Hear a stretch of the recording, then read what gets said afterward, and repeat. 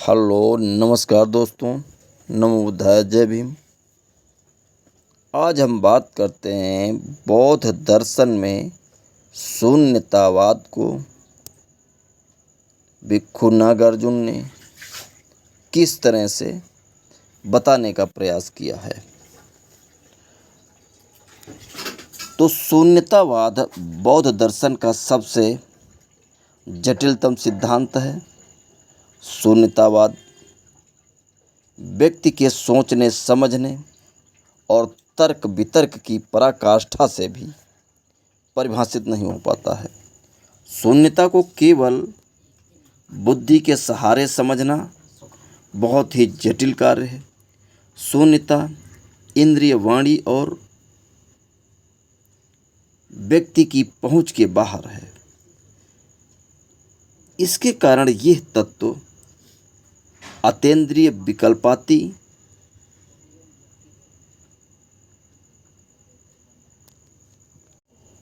अनिर्वचनीय है।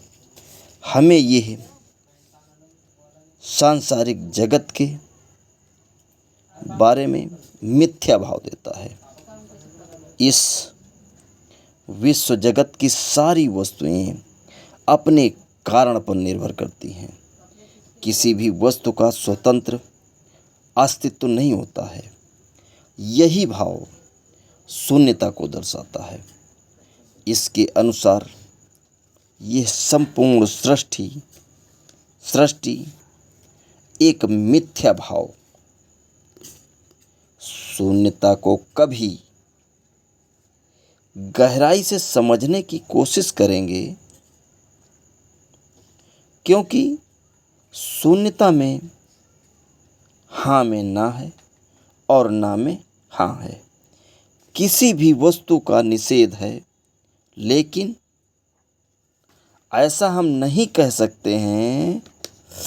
यह अपने भाव को परिभाषित करता है, परंतु निषेध के रूप में शून्यता सोचने और समझने की उच्चतम सीमा पर आकर समझने पर ही परिभाषित होगी।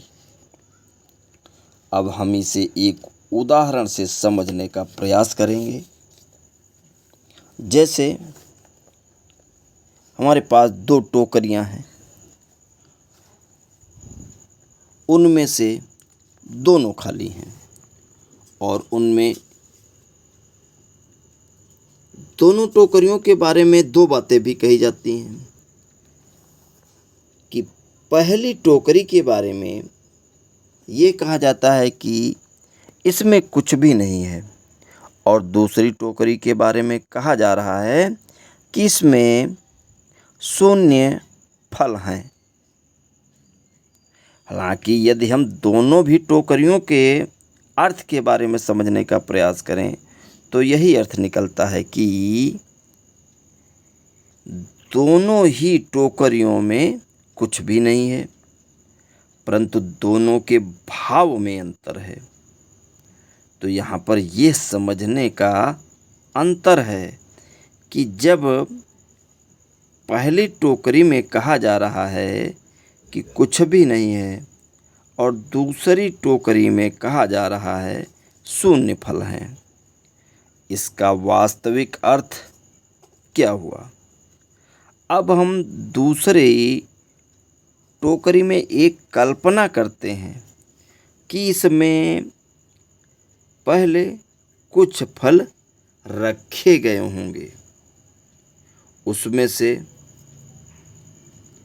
कुछ निकाल लिए गए और उसके बाद फिर जो बचे थे वो भी निकाल लिए गए। यहाँ पर दोनों की परिभाषा में अंतर सिर्फ ये है कि पहली टोकरी में पहले कुछ था ही नहीं, और दूसरी टोकरी में ये बताया जा रहा है कि इसमें पहले कभी कुछ फल रखे गए थे।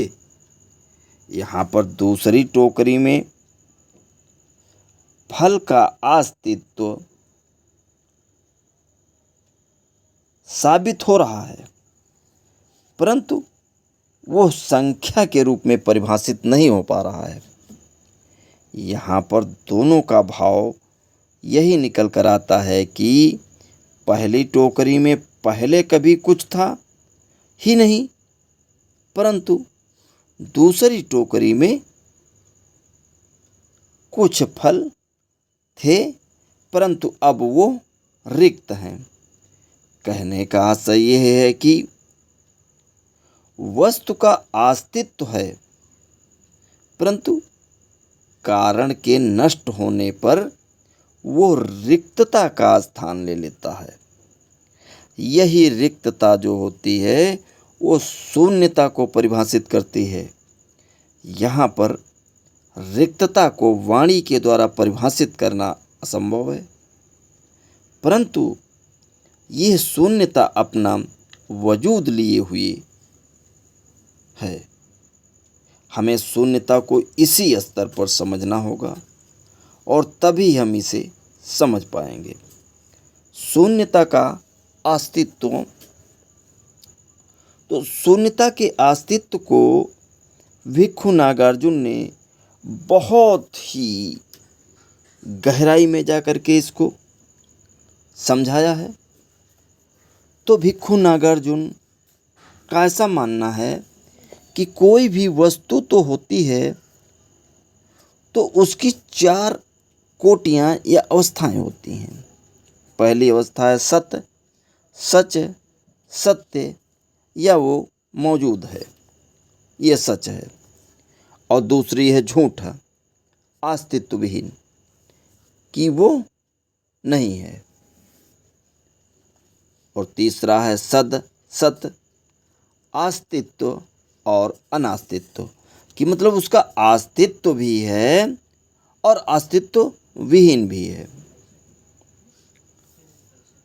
सद सत भिन्न, न अस्तित्व है उसका और न वह अनास्तित्व है। वस्तु 4 तरह से अपने अस्तित्व को सिद्ध करती है। पहली कोटि सत्य होती है। इस तरह भिक्खु नागार्जुन ने बहुत ही गहराई से इन 4 कोटियों को बताया है कि कोई भी वस्तु इन 4 कोटियों से ही परिभाषित की जा सकती है। यहाँ बताया गया है कि शून्यता 4 कोटियों से रहित है। इन 4 कोटियों से रहित होने के कारण ही शून्य कहा जाता है। इसलिए ये कहा गया है कि मार्गदाता बुद्ध के द्वारा इसे परिभाषित करना मुश्किल है, या परिभाषित ही इसे नहीं किया जा सकता है।